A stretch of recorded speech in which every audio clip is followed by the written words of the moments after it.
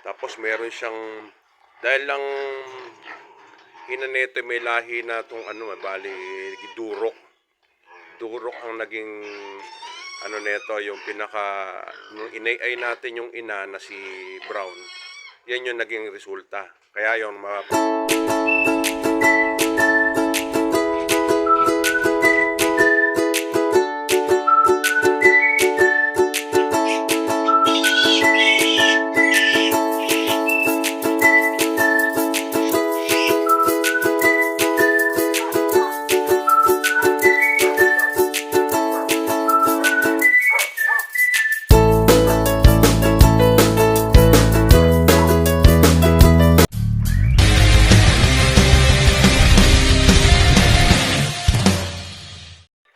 isa na naman pong napakagandang umaga sa ating lahat, mga kabrad.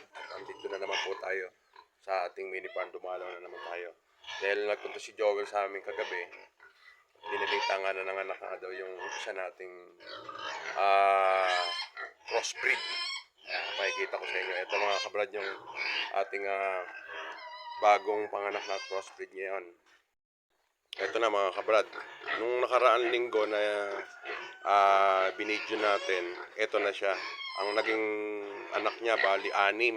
Pero ang gaganda, mga kabrad. Ayan. 6. Tapos meron siyang, dahil lang ina nito may lahi na itong bali durok. Durok ang naging nito, yung pinaka, nung inay natin yung ina na si Brown, yan yung naging resulta. Kaya yung mapapansin nyo may brown doon, ayan o, brown nyo na, may batik-batik. Sinyalis na ang kulay nun, ganyan yung mga durok, mga kabrad. Ayan. So ayun.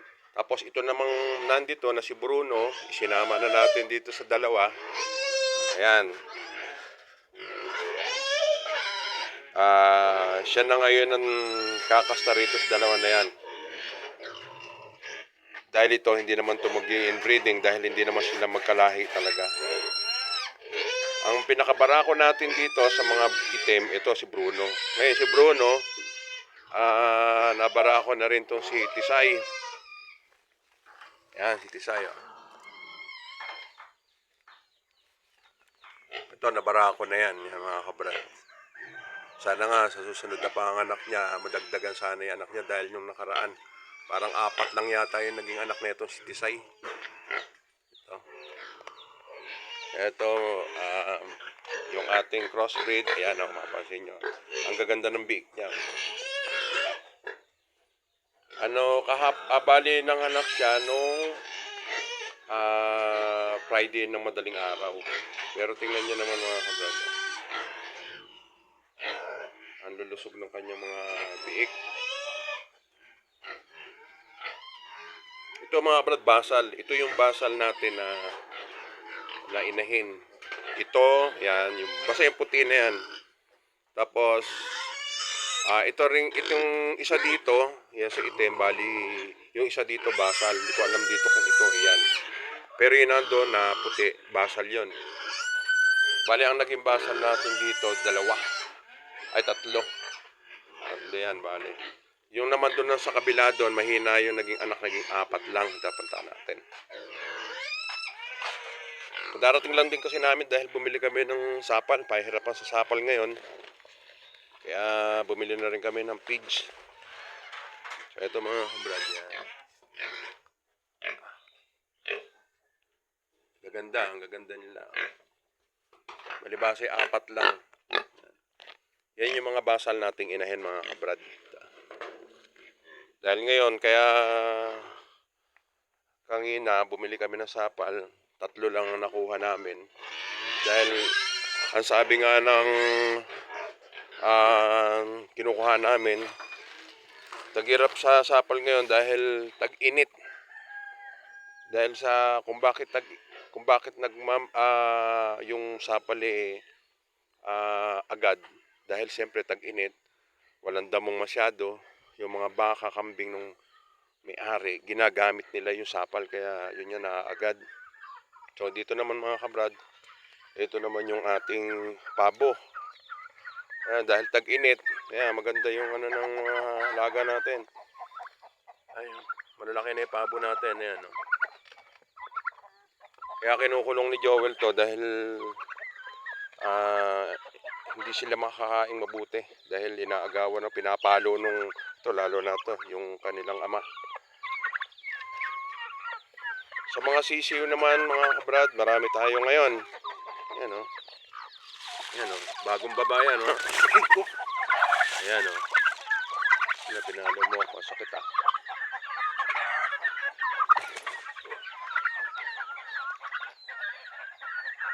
Ayan, ito pa, may mga sisiw tayo dito. Ayan. Ito. Ayan, yung mga week old na to, mga nandito yun. Kaya malalakas na sila, ayan, oh. Pag-alagala, mga week old.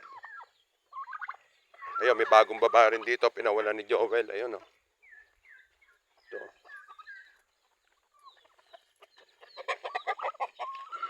Ayan, oh.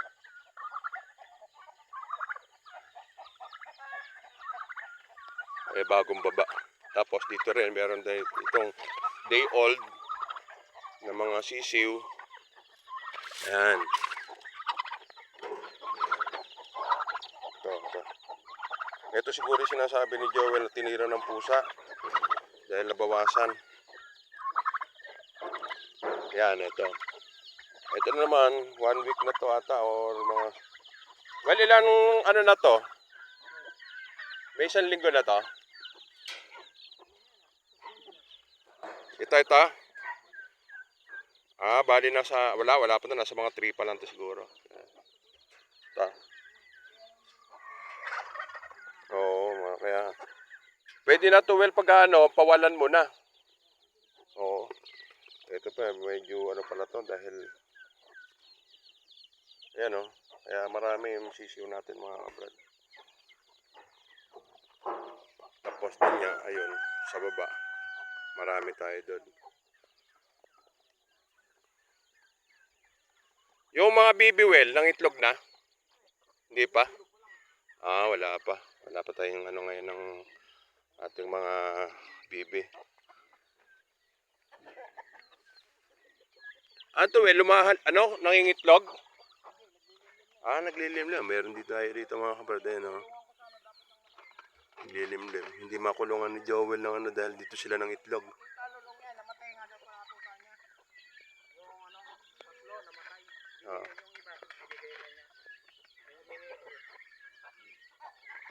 So, yun. Ito yung plymouth natin. Oh. Nakakawala na sila. Ayan, yung dalawang plymouth natin. Ito yung naging anak. Malaki-laki na. Ito naman mga kabrad, kahapon, merong bumili kay Joel ng biik. Binigay niya ng 2.5. Dito siya, ano ito. Dito kumuha. Ayan.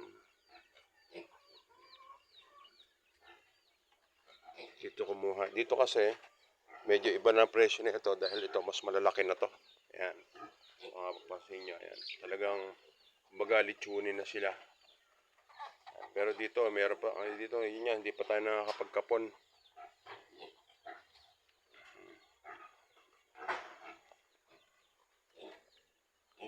Ito dito si Joel kumuha ng ano. Dito kasi medyo merong dito pinagsama na namin yung anak ni Tisay at saka anak ni Brown. Ayan, dito na sila nagsama-sama. Pero kung mapapansin nyo, ang gaganda ng katawan nila. Ayan, oh. Ito yun, lalo na yung 3 puti na yan. Oh. Saka isang brown na yan. Ang ganda. Gutom pa yan mga kabrad dahil hindi pa nga ngayon pala dumating yung ating feeds. Kaya ngayon pala sila kakain. Ayan, ang gaganda ng katawan nila. Ito mga kabrad, mga pangkutsinilyo. Ayan, ito. Ayan. Tapos ito naman, yung ating, ito meron pa rin pala tayo ditong sisiw. Bagong baba, ayan. Ngayon kasi mga kabrad, ang panahon talaga ng pangmimisa ng ating mga manok. Pangitlog tsaka pamimisa. Doon, meron din tayo doon. Ito kasi, yun, meron tayong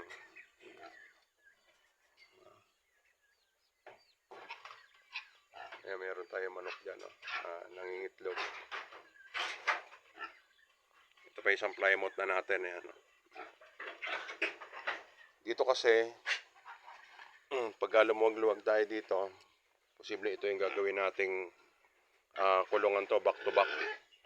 Kasi yung yero na mayroon tayong pagkukuhaan ng yero na binigay sa atin, dito natin nilalagay. Pero naman si Bruno, ito yung laki na ng ating barako. Ito naman yung susunod na mga anak. Si Brown, ayan. Magana yung kanyang puwerta. Kaya mga ilang days na lang to. Nauna sa kanya yung kanyang anak. Yung 6 nga doon, yun. Hindi to pala nung nakaraan linggo na binidyo natin. Yun yung napisa na, yung nakalagay doon sa kulungan. So, maraming sisiw. Ito, sakit nito, pinalo ako. Ito, tingnan muna natin yung dati natin patolahan. Siguro baka ito, paano ko kay Joel na, hindi ko lang nabanggit pa.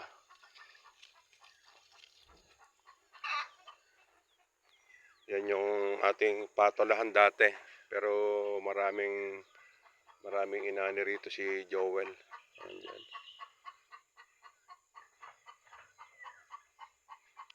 Ito, mga ilang linggo lang to, mga ano natin dito, mga damo na yan, matutuyo lahat yan, lilinis dyan.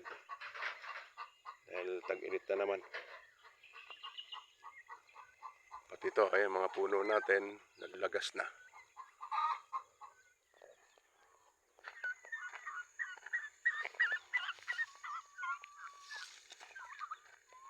Ngayon, ito, yan yung mga pabo natin, no, pinawala na ni Joel dahil napakain na. Ayan. Ito yung matanda namin, ano to, palaban to eh. Pinalo ako kanina sa likod eh. So, ito yung binili natin pigs.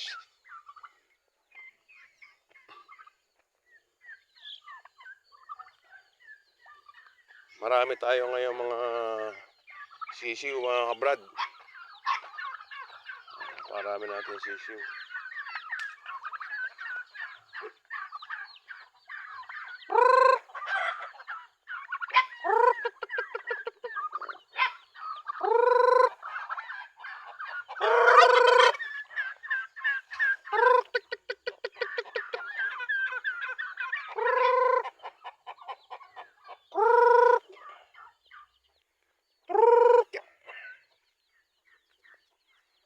So, ayan.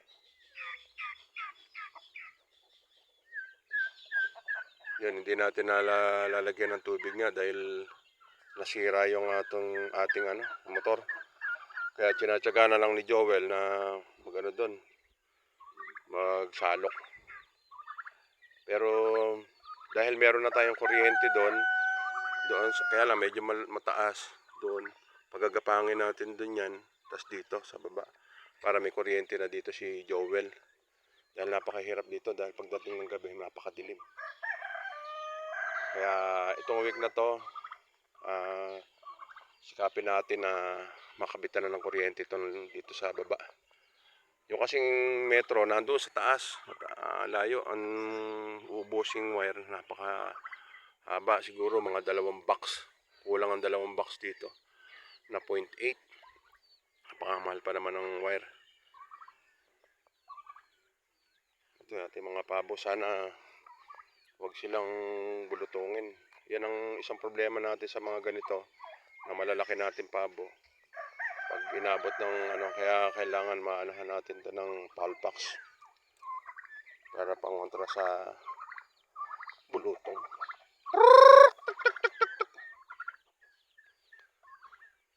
Yan, dahil nadagdagan na yung ating mga alaga na naman, medyo sa panahon ngayon talagang kailangan na nating supplyan talaga ng pagkain. Mas maraming pagkain ngayon.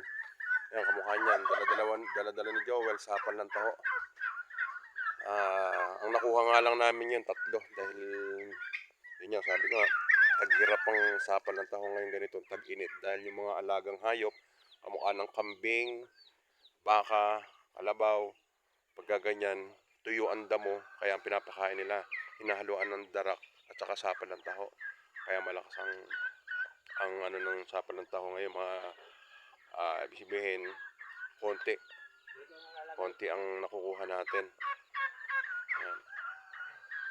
So ayun mga kabrad, sa mga susunod pa ulit dahil kung pumunta lang tayo dito, madalang, kaya madalang tayo nakakapag-video. Kaya ngayon nakapag-video tayo nung naghatid tayo ng sapal ng tao. Kaya sa mga susunod siguro, mga pagka, mga anak na naman si Brown, kaya madadagdagan na naman panibago natin. Ito na nga mga kabrad, dahil tayo pauwi na, papunta na tayo sa site ngayon.